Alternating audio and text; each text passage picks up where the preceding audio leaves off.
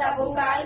We are BIT City 1 Section 2, and this is our interview presentation. Okay, here is the question A. What specific programs, projects, activity that are barangay needs? Unsay kinahanglan problema sa barangay ninyo? Kinahanglanon ninyo diri sa barangay? Sa usara, Isa lang. ako adjud ko ang among CR.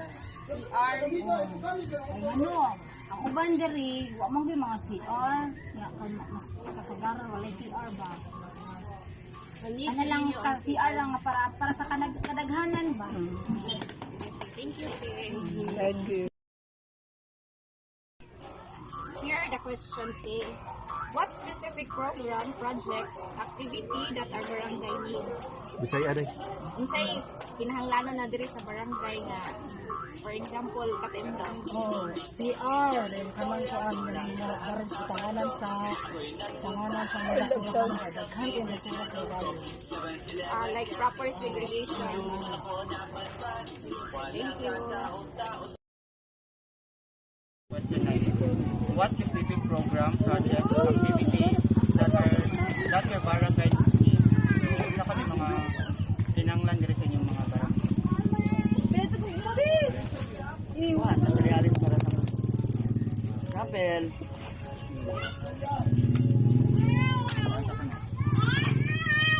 Yan, personal gamit na mo, kanang pagkaon sa matag adlaw-adlaw. Financial.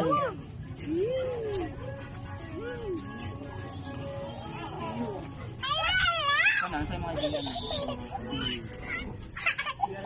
Ang tambal na mo Oo, tambal din ang tambal mga sen finance mama mina tagay sa munisipyo sa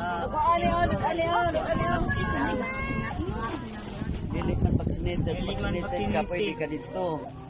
parang ang mugla sa doktor way minix niya ihatag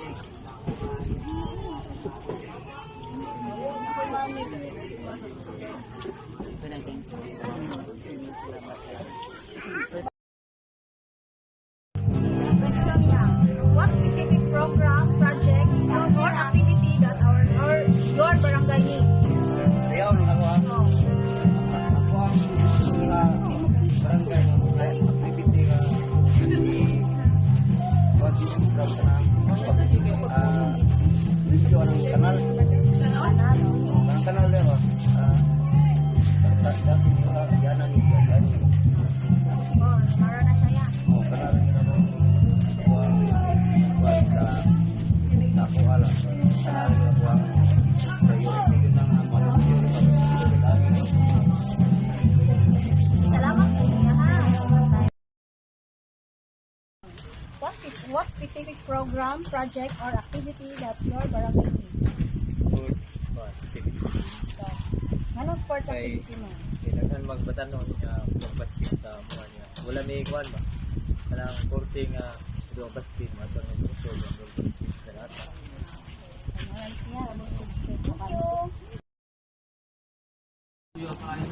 Among question is what specific program or project activity that our barangay needs? So ang funded na mo diri no karang barangay nga needed jud kaayo kay ang feeding program o kuan sad karang cleaning ba sa area sa kagat unsa ora kana maura jud ang kuan na mo din. Question is what specific program, project, activity that our barangay needs? How about relocation site? Kay, pwede is Bisaya lang. Kay, kuwan ganing, oo, na nga, tao, diba? And then, gusto ko ma-relocate kung kading dulduol, sa lungsod lang. Dili nga, ato sa layo nga bukid, mga, layo nga, mahal tigiliti. So far sa Mahito, kay, relocate yun siya sa layo, kay na, 350, di mo gusto nila lang ba? Lead niyo is mag-relocate mo is kanang duol ra. Oo niya, eskwela sa bata, kuan ba, kay narangod sa lungsod din, eskwela ang bata.